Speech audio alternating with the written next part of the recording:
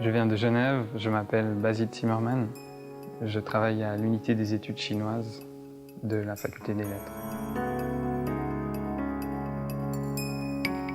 J'ai commencé des études de chinois parce que je voulais découvrir, comprendre le monde, je dirais. Ce que c'est que la différence, quelque chose qui fonctionne différemment. Pendant mes études de chinois, j'ai aussi fait de la musique électronique. Et donc, tout d'un coup, j'ai eu deux questions qui se sont rencontrées. Une, c'était qu'est-ce que c'est que la technique, les machines, les ordinateurs? Et l'autre, qu'est-ce que c'est que la différence culturelle? Et ces deux questions se sont rejointes sur une question sur l'outil. Qu'est-ce que c'est qu'un outil? On considère souvent qu'un outil, c'est quelque chose de neutre, qui fait ce qu'on lui dit. Si on regarde par exemple le clavier d'ordinateur, on voit qu'il est composé de l'alphabet latin. Et en Chine, on utilise les caractères chinois. Alors donc comment cette rencontre entre la personne, sa culture et l'objet se déroule? Aujourd'hui, il existe plusieurs systèmes, mais le système qui est majoritairement utilisé, c'est un système basé sur la transcription latine. Donc on écrit par exemple Zhong, ça s'écrit Z-H-O-N-G. Donc on écrit ces lettres dans l'ordinateur et la machine propose des caractères que l'utilisateur sélectionne. Ça fonctionne très bien.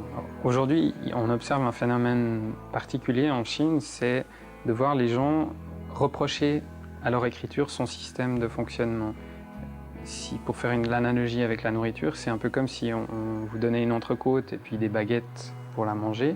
Est-ce que le problème est au niveau de l'entrecôte ou est-ce qu'il est au niveau des baguettes? Pour les Chinois aujourd'hui, c'est l'entrecôte, c'est-à-dire l'écriture chinoise ne serait pas pratique. En fait, si on regarde, c'est de façon très évidente le clavier d'ordinateur qui impose, à la manière d'un mur qui dirait « il faut passer par la porte », le clavier dit « il faut passer par l'alphabet latin ». La grande question, c'est qu'est-ce que les Chinois vont faire avec les ordinateurs dans 10, 20 ans, quand eux auront le contrôle de la technologie? Est-ce qu'on va avoir des ordinateurs avec des caractères chinois, par exemple? Et donc, ce seront nous qui aurons des problèmes et pas les Chinois aujourd'hui, comme aujourd'hui avec l'alphabet latin. Je crois que ma question personnelle qui revient dans tout mon parcours, c'est cette question de la différence.